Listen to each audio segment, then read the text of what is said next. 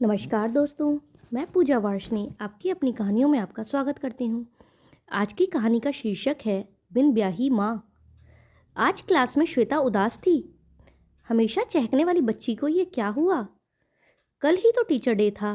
कितनी नकल की थी उसने सबकी, कितना हंसाया, कितना अच्छा डांस करती है। देखने में भी बहुत मासूम और हंसमुख है। आज उसके चेहरे की उदासी मुझे बेचैन कर रही है।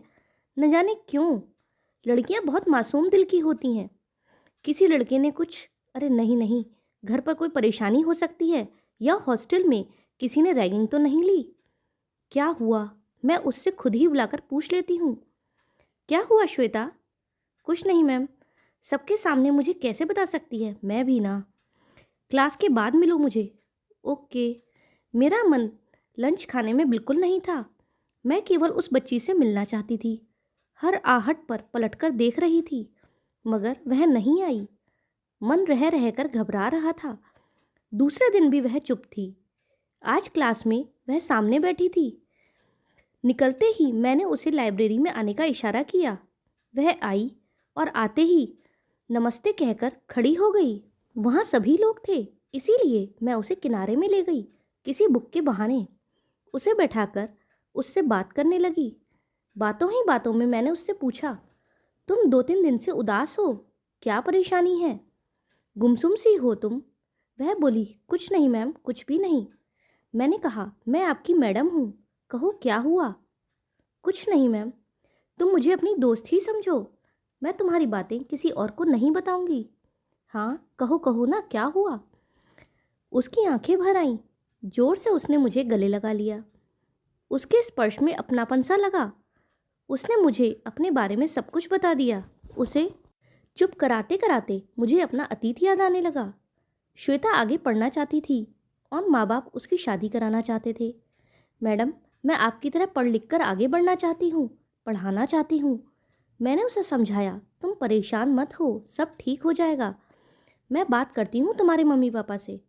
और उसके मम्मी पापा का नंबर लेकर मैं उनसे बात करूँगी, ऐसा कहकर उसे शांत कराया।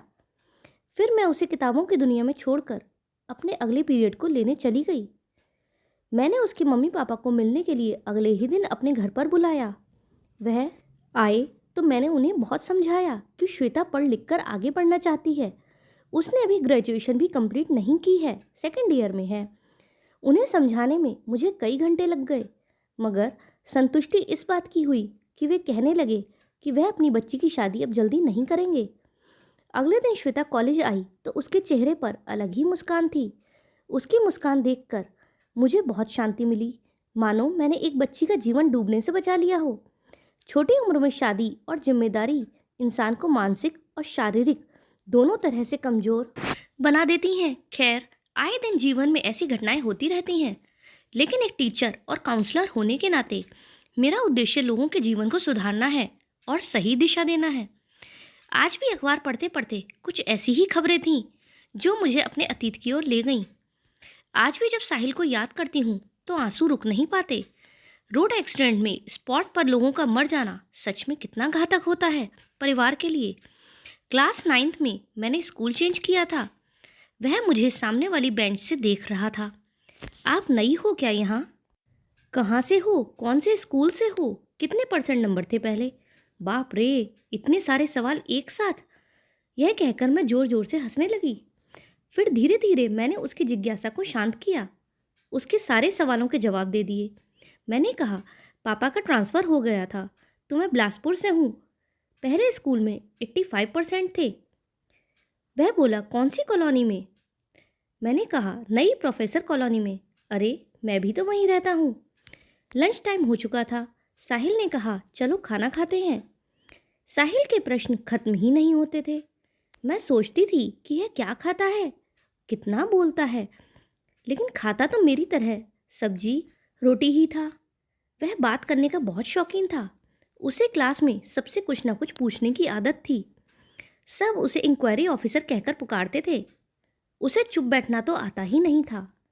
मेरा एडमिशन लेट हुआ था तो स्कूल में काफ़ी पढ़ाई हो चुकी थी। तब साहिल ने ही मेरी मदद की, जिससे मैंने अपनी सारी कॉपियाँ कंप्लीट कर लीं। हम साथ साथ स्कूल जाते थे क्योंकि एक ही कॉलोनी में रहते थे। हमारे परिवार वाले भी एक परिवार की तरह घुल मिल गए थे।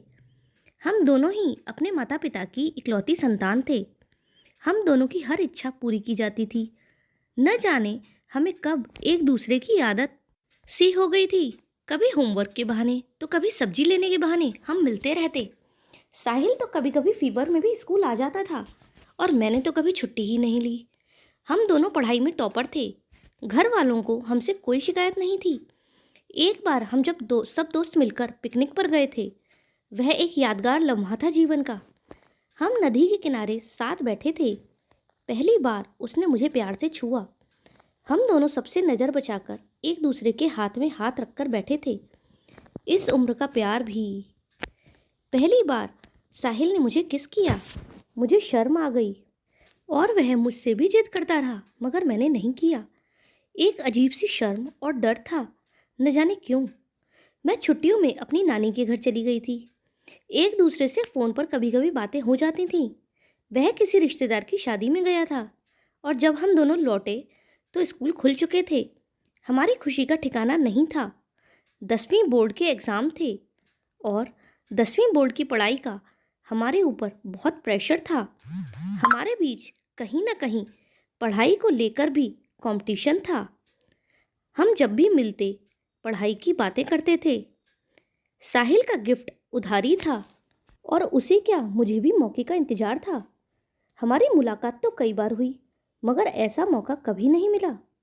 10वीं की परीक्षा में हम दोनों ने ही टॉप किया। मैं आगे बायो की पढ़ाई करना चाहती थी और वह मैथ्स की। एक दिन हम सब दोस्तों के साथ मूवी देखने गए तो हमें मौका मिल ही गया। मुझे उसका साथ ही खुशी देता था। एक बार हम दोनों के घर वाले कहीं बाहर गए हुए थे शादी में, तब साहिल रात को घर आया। पहली बार उसके आने से मुझे डर लगा और खुशी भी, क्योंकि उस रात घर में कोई नहीं था। साहिल आगे की पढ़ाई के लिए रुड़की जा रहा था। वह बोला, मैं कल जा रहा हूँ, इसीलिए सोचा कि एक बार मिल लूँ। मैंने कहा, क्यों, हमेशा के लिए थोड़े ही जा रहे हो। वह चुप हो गया। मैं उसकी चुप्पी से थोड़ा डर सी गई। मैं बहुत शर्मीली लड़की हूँ और वो बहुत बिंदास लड़का। उसने ज़ोर से मुझे अपनी तरफ खींचा और चिपक सा गया। बहुत खूबसूरत सा एहसास था। ऐसा लगा कि हम दोनों हमेशा ऐसे ही रहें। लेकिन फिर मैंने झटके से उसे हटाया और कहा, तुम जाओ, सुबह ट्रेन है। हाँ, तुम फ़ोन ज़रूर करना। वह आगे की पढ़ाई के लिए रुड़की जाने के लिए बहुत खुश था। यह मुलाकात हमारी खास मुलाकात बन गई। हम एक दूसरे से साल में 2-3 बार ही मिल पाते थे, मगर फ़ोन पर हमारी बातें लगभग रोज़ होती थीं। अब हमारी पढ़ाई बढ़ चुकी थी। हमारी बातें भी अब कम हो चुकी थीं। दोनों को पढ़ाई और जॉब की चिंता थी। कॉलेज की पढ़ाई का लास्ट ईयर था। साहिल रुड़की में लिव इन रिलेशन में किसी के साथ था। यह बात मुझे मालूम चल चुकी थी, मगर यह बात साहिल ने मुझे कभी नहीं बताई। जानकर भी इसीलिए मैं अनजान बनती थी। वह 5 साल से रुड़की में था। उसकी जॉब भी वहीं लग गई। मैं दिल्ली में थी। जब वो घर आता तो हमारी मुलाकात होती थी। हमारे घर वाले भी हमें एक साथ परिवार में देखना चाहते थे। एक बार साहिल ने मुझ पर फिजिकल रिलेशन के लिए दबाव डाला, लेकिन मैंने मना कर दिया। भले ही हमारी दोस्ती बचपन से थी, मगर मैं नहीं चाहती थी कि शादी से पहले मैं ऐसा कुछ करूं। वह मुझे बार बार कहता रहा कि हमारी शादी तो होनी ही है, परिवार वाले भी मान चुके हैं, मगर फिर भी मैं ऐसा नहीं चाहती थी। इस बात पर साहिल मुझसे नाराज़ हो गया और उसने रुड़की जाते समय मुझसे मुलाकात भी नहीं की। घर वाले अक्सर शादी के लिए दबाव डालते रहते, मगर मैं जॉब का बहाना करके 1-2 साल और इंतज़ार करने की बात कह देती, क्योंकि मैं जानना चाहती थी कि जो कुछ भी मैंने सुन रखा था, क्या वह सब सच था। जब मैंने पता लगाया उसके दोस्तों से, तब उन्होंने बताया कि वह लिव इन रिलेशन में किसी लड़की के साथ था और वह लड़की प्रेग्नेंट भी थी। मेरे मन को इतनी चोट पहुंची कि मैं अब साहिल के सामने भी नहीं जाना चाहती थी। अब साहिल भी समझ चुका था कि मैं उससे क्यों नाराज़ हूँ और मुझे उसके बारे में सब कुछ पता था। उसने मुझे सफाई देना उचित नहीं समझा। कई दिनों तक हमारी बातें नहीं हुई। मैं अपने काम के सिलसिले में अपनी मौसी के यहाँ चली गई। मैं मन से बहुत उदास हो चुकी थी। साहिल अपनी दुनिया में खुश था और मैं अपने सपनों की दुनिया से बाहर निकलकर बहुत तकलीफ में थी। मैंने साहिल को बहुत चाहा था, दिलो जान से चाहती थी। इतना चाहती थी कि मैं उससे कभी दूर होने के बारे में सोच भी नहीं सकती थी। सच कहते हैं कि औरतें दिल से चाहती हैं और मर्द जिस्म को चाहते हैं। मेरी हर प्रार्थना में साहिल था, उसका परिवार था। मेरी हर खुशी में वे शामिल थे, चाहे वह होली का हुड़दंग हो, दिवाली का धमाल या डांडिया की धूम। मैंने हर खुशी साहिल के साथ बिताना चाहा था। मैं हमेशा उसके फ़ोन का इंतज़ार करती रहती थी। हम जिससे प्यार करते हैं उसकी हजार गलती माफ़ कर देते हैं। शायद मैं उन्हीं लोगों में से एक थी, मगर उसका कोई फ़ोन नहीं आया और मैंने भी फ़ोन नहीं किया। परिवार वाले अब तक सब समझ चुके थे, इसीलिए मुझसे ज़्यादा पूछा नहीं गया। मैं एक शादी में शामिल होने वाली थी, इसीलिए मैं शॉपिंग में बिज़ी थी। मौसी के साथ बाजार गई थी, तभी माँ का फ़ोन आया। माँ और मौसी की लंबी बातचीत हुई। मुझे लगा कुछ तो गड़बड़ है, मगर क्या, ये पता नहीं चला। मैंने मौसी से कई बार पूछा, उन्होंने मुझे कुछ नहीं बताया। दिल में कुछ खटक रहा था। मैंने घर पर लैंडलाइन पर फ़ोन लगाया। तब कामवाली बाई ने फ़ोन उठाया और बताया कि माँ अस्पताल गई हैं। मैंने उससे पूछा, क्यों, क्या हुआ, कौन बीमार है? तब उसने बताया कि साहिल का एक्सीडेंट हो गया है और उसके बचने की उम्मीद बहुत कम है। मैं यह सुनकर हैरान हो गई। मैं आधी तो मर ही चुकी थी और अब ये खबर सुनकर पूरी तरह से मर गई। मेरे मुंह से शब्द नहीं निकल रहे थे, मेरे आंसू नहीं रुक रहे थे। मैंने जैसे तैसे खुद को संभाला और पहली फ्लाइट से दिल्ली पहुंची। लेकिन मेरे पहले से पहुंचने से पहले ही वह मुझे छोड़कर जा चुका था। मैं उसकी यादों में ही थी। उससे बाहर निकलना मेरे लिए बहुत मुश्किल था। उसके साथ बिताए हर खुशी के पल, उसके साथ देखी गई मूवी, हर गाना, मानो ऐसा लगता था जैसे हमारे लिए ही है।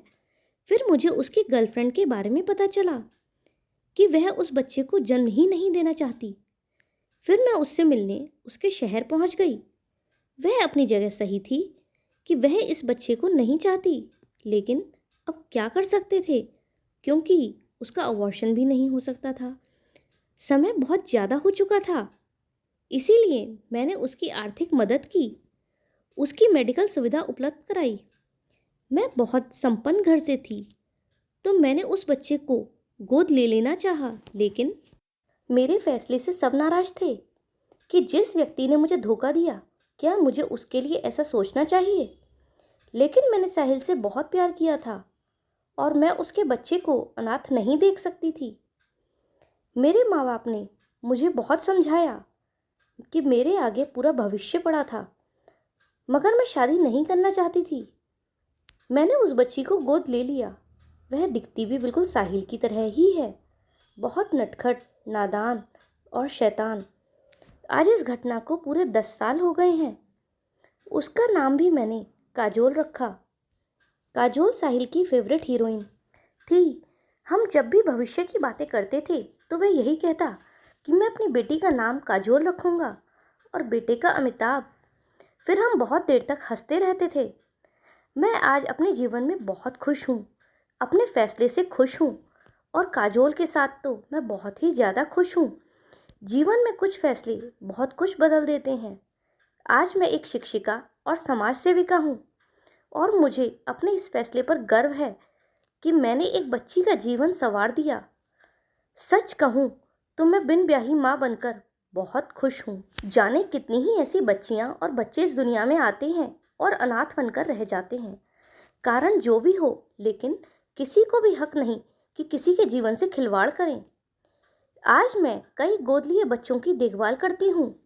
एक नहीं, अब मेरे पास कई बच्चे हैं।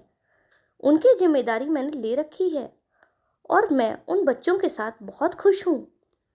अगर हम किसी के जीवन को सुधार नहीं सकते तो किसी के जीवन से खिलवाड़ भी ना करें।